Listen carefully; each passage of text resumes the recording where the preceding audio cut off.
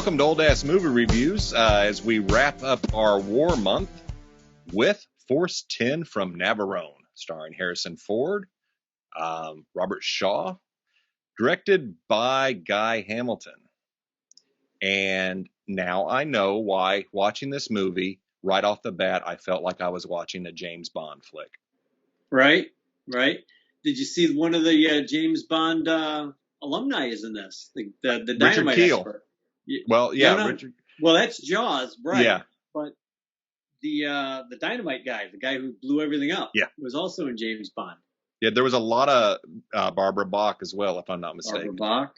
Mm-hmm. A lot of Bond alumni in this, and I had just a feeling when the bomb expert showed up, it's like, man, he's acting like Q. He's got a suitcase full of stuff. It's like, why am I feeling it? So I had to do some research while I watched this, and it's like, this was a fun movie.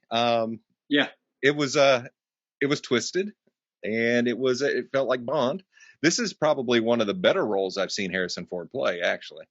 Yeah, I think this is either after Star Wars and before Empire, or right after Empire. I didn't. It's in '78, so it might be right before Empire. Then it was right before Empire, and it's one of the reasons he did it. I remember reading a long time ago was he was trying to keep himself from being pigeonholed, right, as an actor.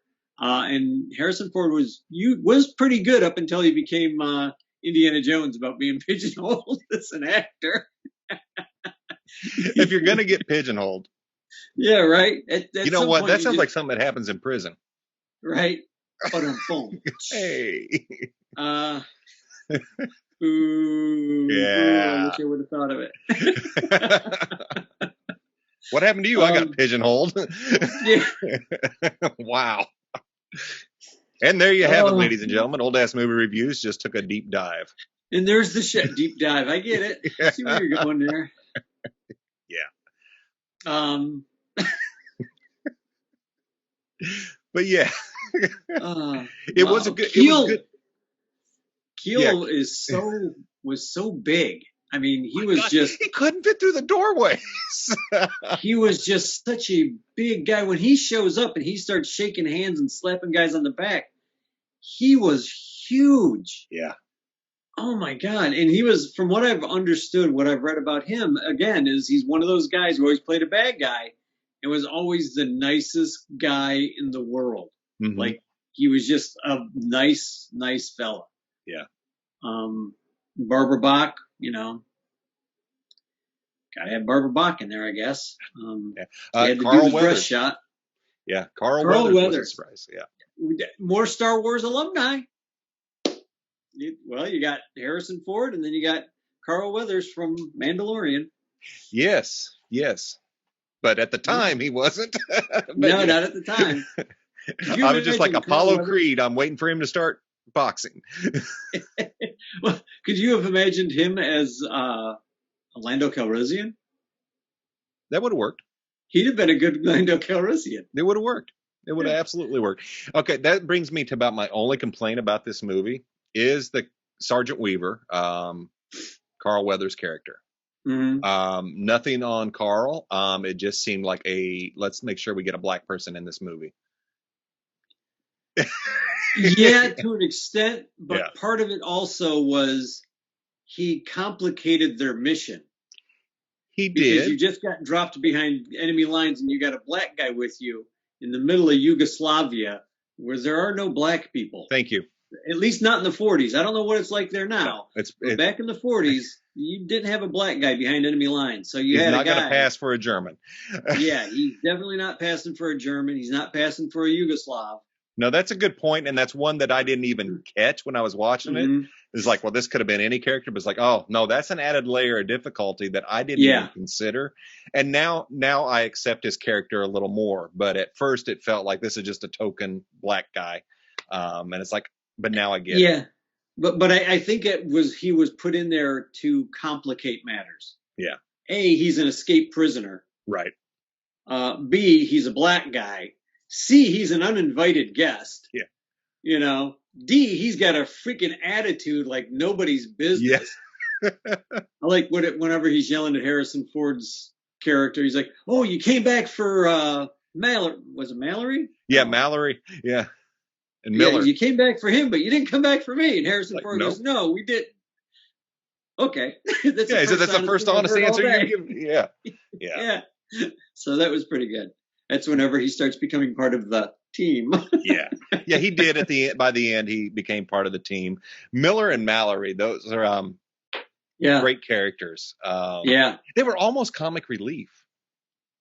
Well, they were British. Yeah, They were very not American. I mean, yeah, like the Americans had a job to do, and they were very. I mean, look at Harrison Ford's character. He's so straightforward. And all really Mallory and them wanted to do was just get the hell out of there. yeah. They did it. They did Navarone. They blew up Navarone, at this point. And Mhm. now they go back out on another mission to kill one guy, and they're getting caught up and blowing up a bridge. Yeah. They It's like, eventually wait a get the minute. guy. Yeah. That was pretty good. I liked the beginning of the movie where they pick up from the bridge or the The what's it guns. called? The Guns of Navarone. Yeah. The very end, you see what happened. But the funny thing is, the Guns of Navarone didn't have either one of those actors in it. The Guns of Navarone had David Niven, crap, and I forgot the other guy's name, the other main character's name that was in the movie. Neither one of not Robert Shaw or the other actor were in Guns of Navarone. And I found that interesting. But then again, it was almost 20 years later, so Yeah. you had to get some guys that kind of fit the age and the point of the time. Right. When they have to get on the plane with the Americans, they're in the truck and they're driving to the plane. And all the Americans are singing it sounded like Dirty Limerick song or whatever from like that time period. And the two British officers are the British officer is looking at his sergeant like, Jesus Christ, these guys are going to get us killed. Yeah. Not many made it out. No, not at all. But then you find out that they're stealing a plane. Yeah, that was neat because I'm watching. It's like, what the hell's going on? But it was for them to set a cover story, everything, and yep, and it worked. It did. I like how I keep wanting to call him Apollo Creed, Carl Weathers' character, Sergeant Weaver. Yeah. Did you see he has 8 MPs with him? So he had to have been really tough to take down. Yeah. And really bad to take to jail or wherever they were taking him with 8 MPs. And then they leave him with only one guy whenever the MPs jump out of the Jeep to go see what the guys are doing over by the fence. And the guy's asking him, so what's your name? Well, it sure as hell ain't Rufus. And he just knocks the guy out in one punch. He just kind of hanging out. Knocks that guy right out of the Jeep. And then he goes over there and helps the commandos escape. And that was pretty good. I like that. Yeah. He just jumps on the plane with him and takes off. Bad from the frying pan into the fire, man. Right. You know how to jump? I'll figure it out. Yeah, on the way down you will, or whatever. Yeah, you better on the way down. That's pretty good. Yeah. Yeah. It was this was definitely a big budget movie. Holy crap. We watched a lot of these war movies with tons of explosions and firepower and stuff. This one takes the cake. Those tanks, all those tanks that they had. I was impressed. Yeah. This was good. The use of miniatures was excellent. Of the dam going and everything, and the bridge. Very well done. I didn't see any giant rabbits, so I was happy. No people in giant rabbit outfits. Yeah.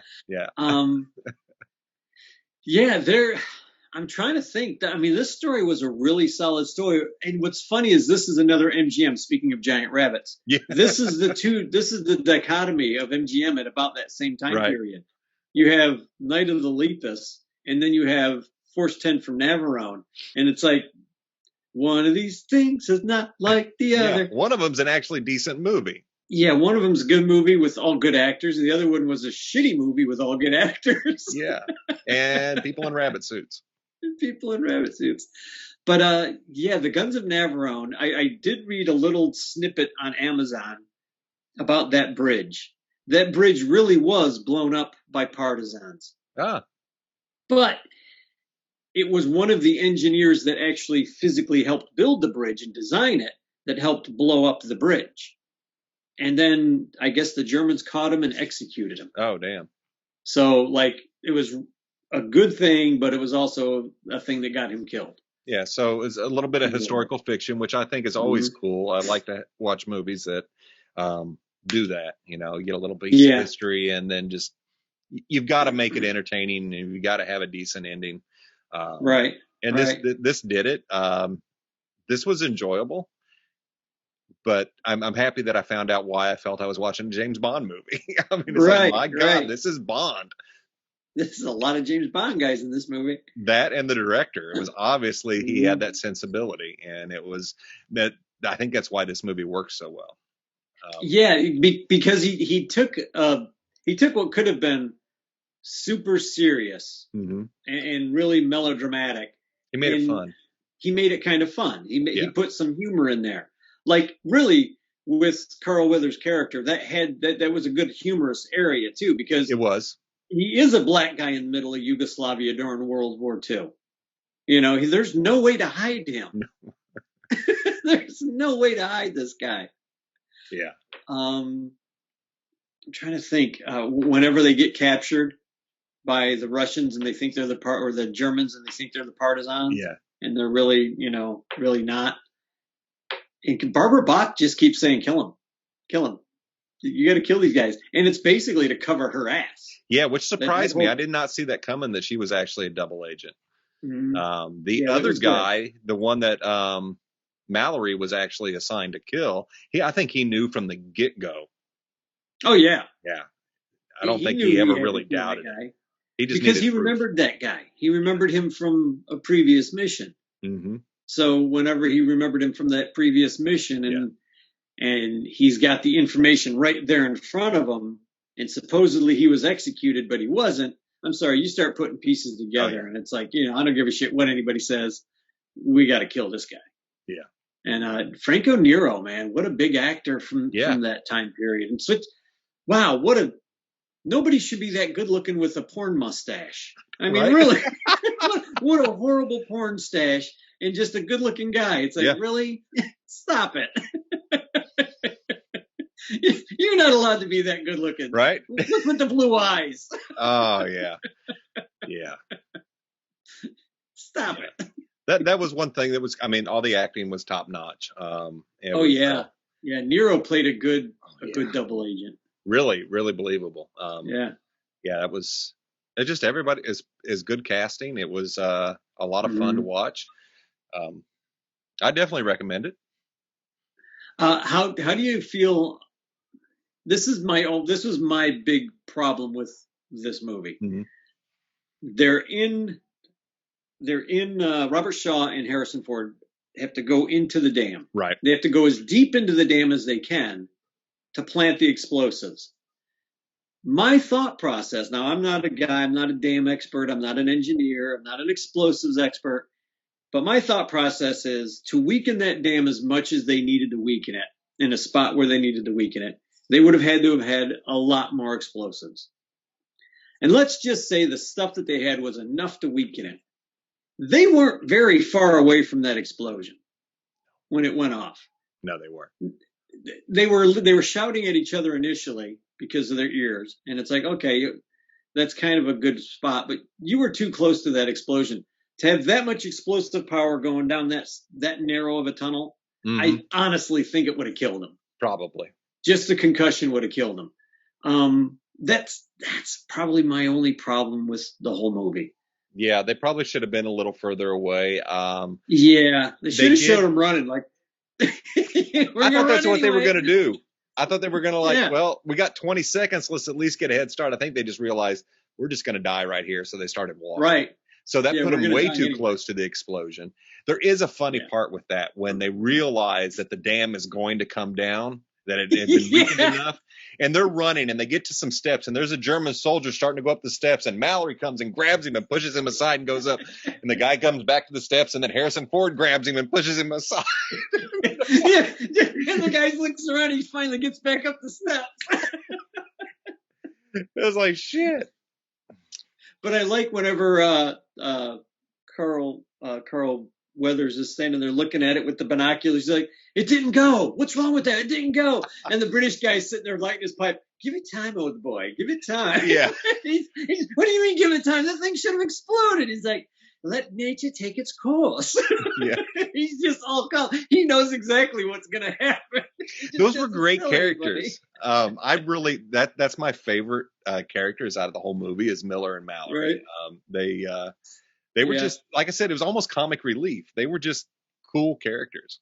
Yeah, I liked the friendship that Miller and Weathers' character has. Yes.